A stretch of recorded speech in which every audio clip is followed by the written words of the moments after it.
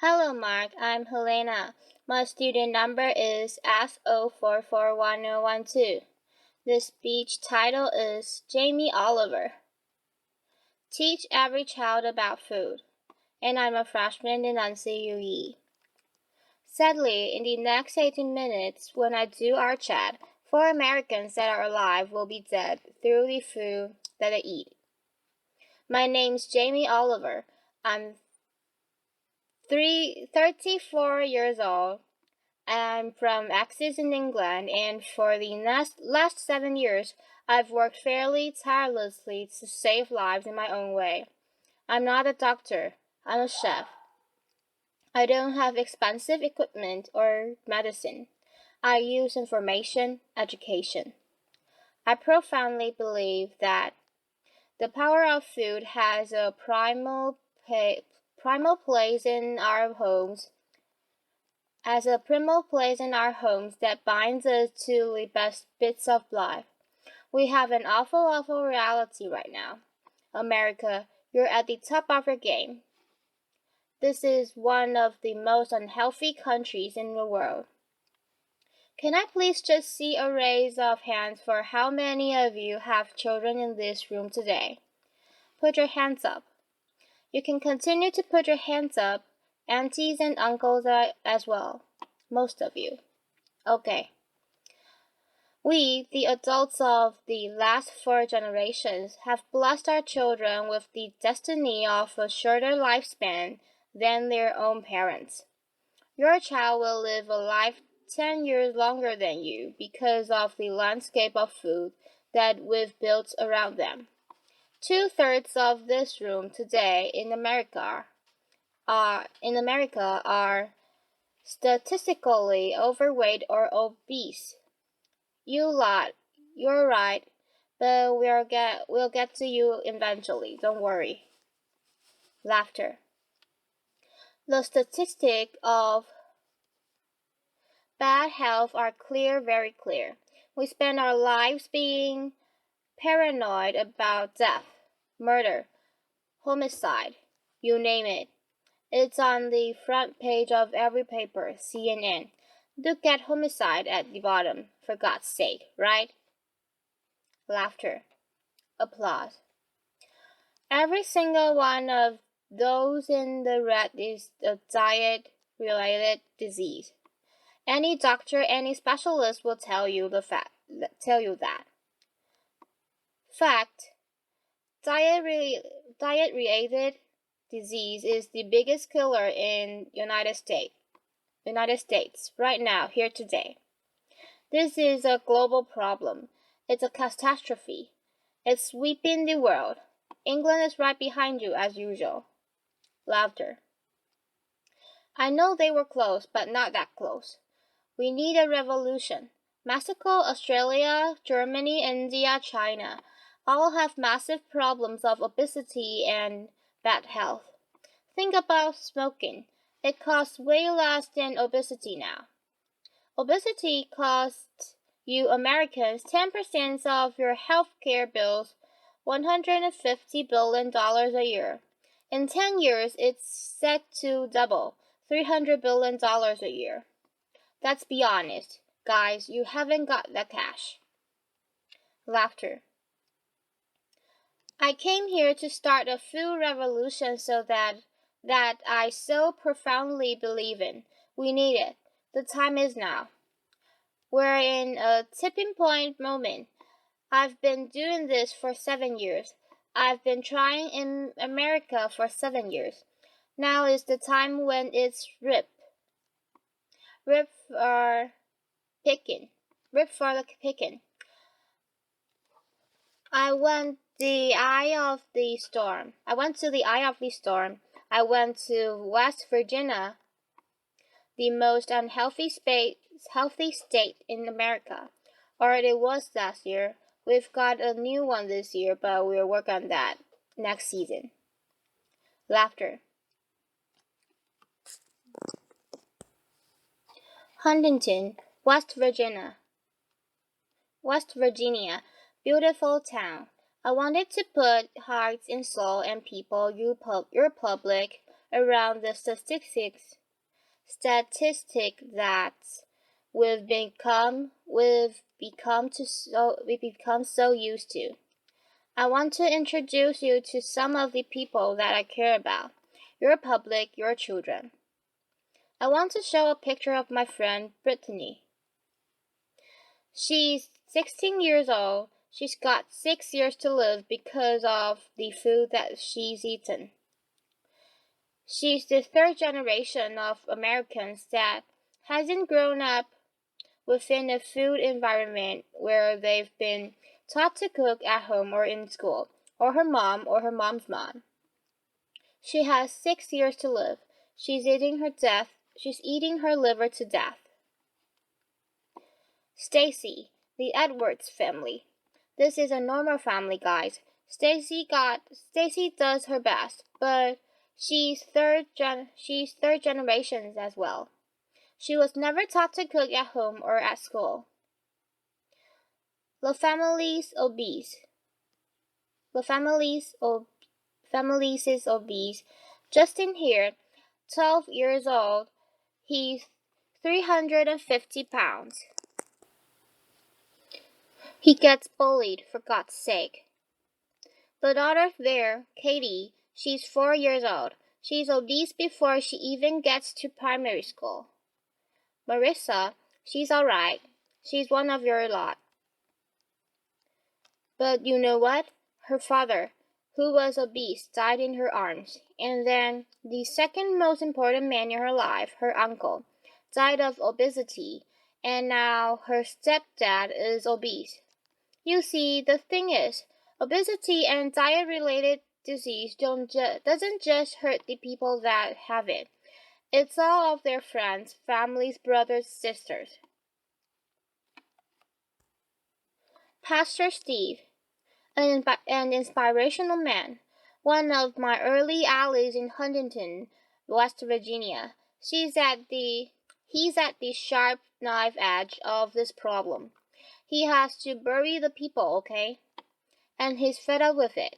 He's fed up with burying his friends, his family, his community. Come winter, 3 times as many people die. He's sick of it.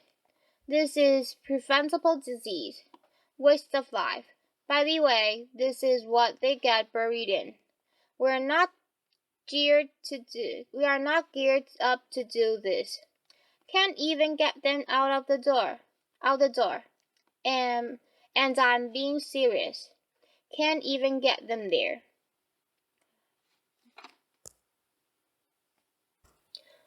Forklift. Okay, I see it as a triangle, okay? This is our landscape of food. I need you to understand it. You've probably heard all this before. Over the last 30 years, what's happened that's ripped the heart out of this country? Let's be frank and honest. Well, modern day life. Let's start with the Main Street. Fast food has taken over the whole country, we know that. The big brands are some of the most important powerful powers in this country. Science. Supermarket as well. Big companies. 30 years ago, most of the food was largely local and largely fresh. Now it's largely processed and full of all sorts of additives, extra ingredients, and you know the rest of the story. Portion size is obviously a massive problem. Labeling is a massive problem. The labeling in this country is a disgrace. The industry wants to self-police themselves. What, in this kind of climate? They don't deserve it. How can you say something is low-fat when it's full of so much sugar? Home. The biggest problem with the home is that used to be the heart of passing down food culture, what made our society. That is not happening anymore. And you know, as we go to work and as life changes, and as life always evolves, we kind of have to look at it holistically. step back for a moment and readjust the balance. It hasn't happened for 30 years, okay? I want to show you a situation that is very normal right now. The Edwards family. Video. Jamie Oliver. Let's have a talk. This stuff goes through you and your family's body every week. And I need you to know that this is going to kill your children early. How are you feeling? Stacy. Just feeling really sad and depressed right now. But I want my kids to succeed in life, and this isn't going to get them there. But I'm killing them. Yes, you are. But we can stop that. Normal. Let's get on schools. Something that I'm fairly much a specialist in. Okay, school. What is school? Who invented it? What's the purpose of school? School was always invented to arm us with the tools to make us creative, do wonderful things, make us earn a living, etc., etc. It's been kind of in this sort of tight box for a long time, okay? But we haven't really evolved it to deal with the health catastrophes of America, okay?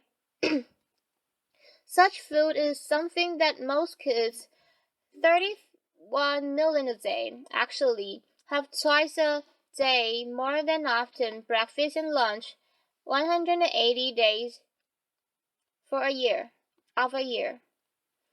So you could say that school food is quite important, really, judging the circumstances. Laughter. Before I cracked into my rant, which I'm sure you're waiting for. Laughter. I need to say one thing, and it's so important, and hopefully the magic that happens and unfolds in the next 3 months. The lunch ladies, the lunch cooks of America, I offer myself as their ambassador. I'm not slagging them off. They are doing the best they can do. They are doing their best. But they are doing what they are told, and what they are being told to do is wrong. The system is highly run by accountants. There is not enough or any food knowledgeable people in the business. There is a problem. If you're not a food expert and you've got tight budgets and it's getting tighter, then you can't be creative. You can't duck and dive and write different things around things. If you're an accountant and a box ticker, the only thing you can do in these circumstances is buy cheaper shit. Now, the reality is, the food that your kids get every day is fast food. It's highly processed. There's not enough fresh food in there at all.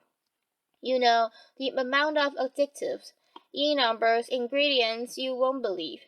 There's not enough veggies at all. French fries are considered a vegetable. Pizza for breakfast.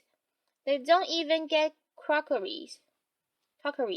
Knives and forks? No, they are too dangerous. They have scissors in their classroom, but knives and forks? No. And the way I look at it is, if you don't have knives and forks in your school, you're purely endorsing, from a state level, fast food because it's handheld. And yes, by the way, it is fast food. It's sloppy joes, it's burgers, it's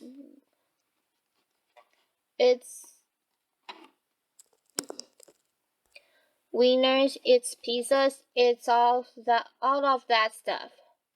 Signs. 10% of what we spend on healthcare, as I said earlier, is on obesity, and it's going to double. We're not teaching our kids.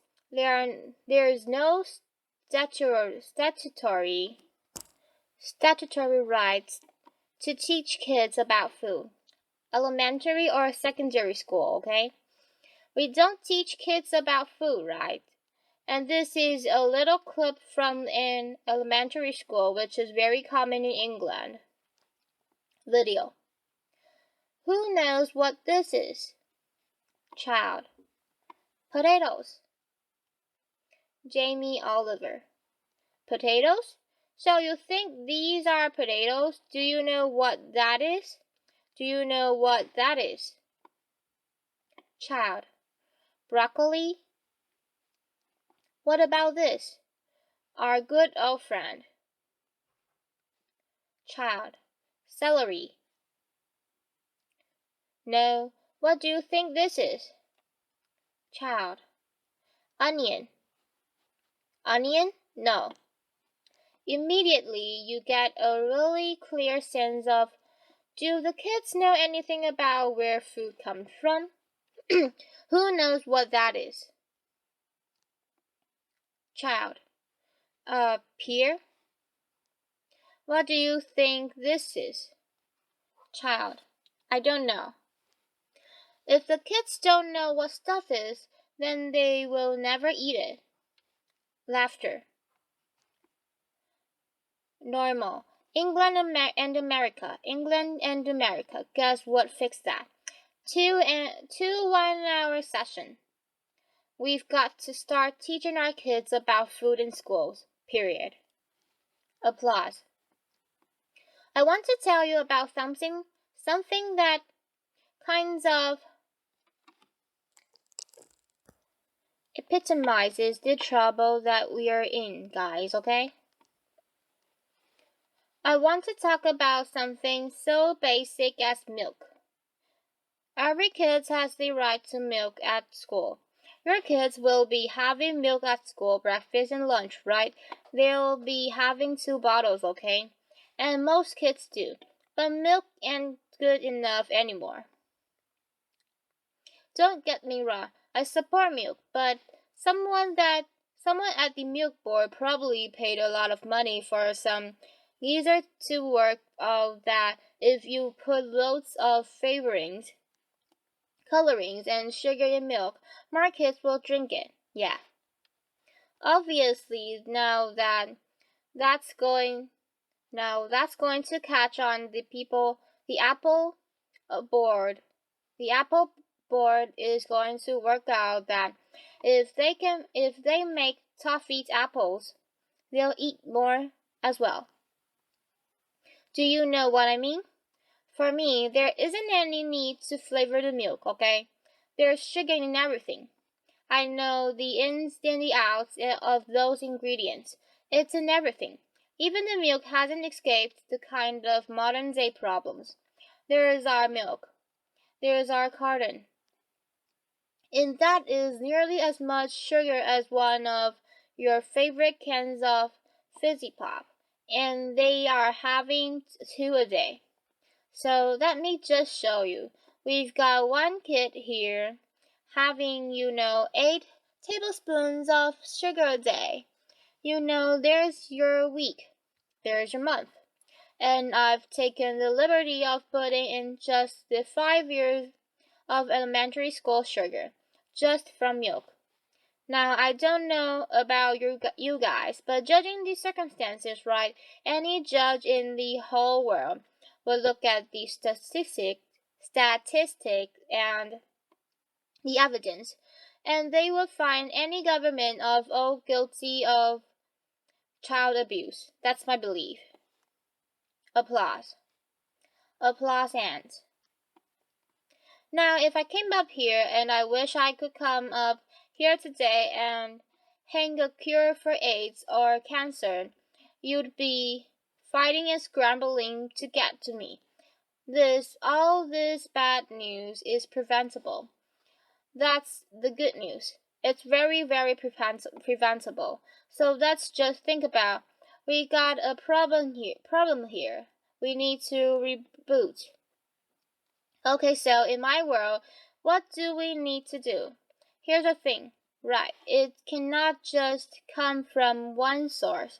To reboot and make real tangible change, real change so that I could look in the white of the eyes and say, in 10 years' time, the history of your children's lives, happy news, and that's not forget, you're clever if you eat well, you know you're going to live longer. All of that stuff. It will look different, okay? So supermarkets. Where else do you shop so religiously? Week in, week out. How much money do you spend in your life in a supermarket? Love them. They just sell us what we want. Alright, they owe us to put a food ambassador in every major supermarket. They need to help us shop. They need to show us how to cook quick, tasty, seasonal meals for people that are busy. This is not expensive. It is done in some, and it needs to be done across the board in America soon, and quick. The big brands, the food brands, need to put food education at the heart of their business. I know easier said than done. It's the future. It's the only way. Fast food. With the fast food industry, it's very competitive. I have loads of secret papers and dealings with fast food restaurants. I know how they do it. I mean, basically, they've weaned us onto these hits of sugar, salt, and fat, and X, Y, and Z, and everyone loves them, right?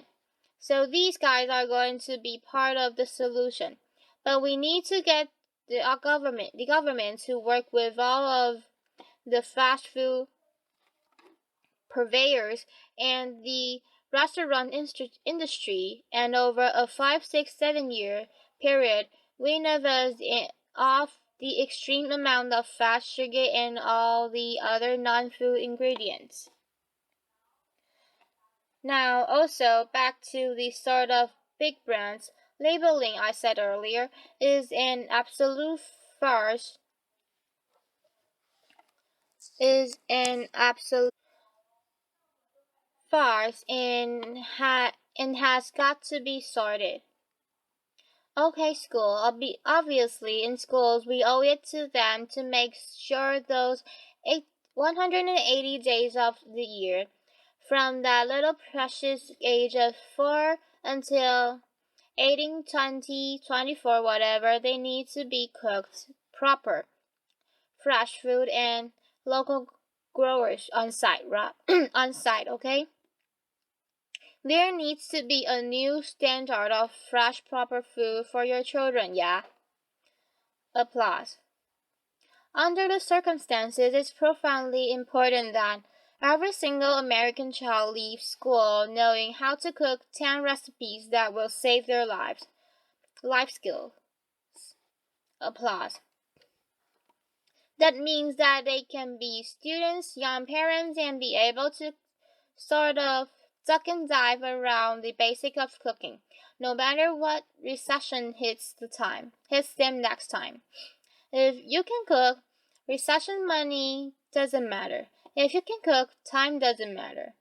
The workplace, we haven't really talked about it, It's now time for corporate responsibility to really look at what really talked about it. It's now to look at what they feed or make available to their staff. The staff are the moms and dads of America's children. Marisa, her father died in her hand. I think she'd be quite happy if corporate America could start feeding their staff properly. Definitely they shouldn't be left out. Let's go back to the home. Now look, if we do all this stuff, we can, it's so achievable. You can care and be commercial. Absolutely. But the home needs to start passing on cooking again, for sure. For sure, passing it on as a philosophy. And for me, it's quite romantic. But it's about If one person teaches three people how to cook something, and they teach three of their mates, that only has to repeat itself 25 times, and that's the whole population of America. Romantic, yes, but most importantly, it's about trying to get people realize that every one of your individual efforts makes a difference.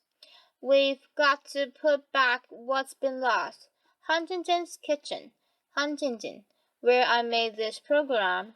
We've got this prime time program that hopefully will inspire people to really get on this change. I truly believe that change will happen. Huntington's Kitchen. I work with a community. I worked in the school. I found local sustainable funding to get every single school in the area from the junk onto the fresh food. $6.5 grand per school. Applause. That's all it takes. $6.5 grand per school. The kitchen is 25 grand a month, okay? This can do 5,000 people a year, which is 10% of their population, and it's people on people. It's local cooks teaching local people. It's free cooking lessons, guys, in the main street. This is real tangible change. Around America, if we just look back now, there is plenty of wonderful things going on. There is plenty of beautiful things going on.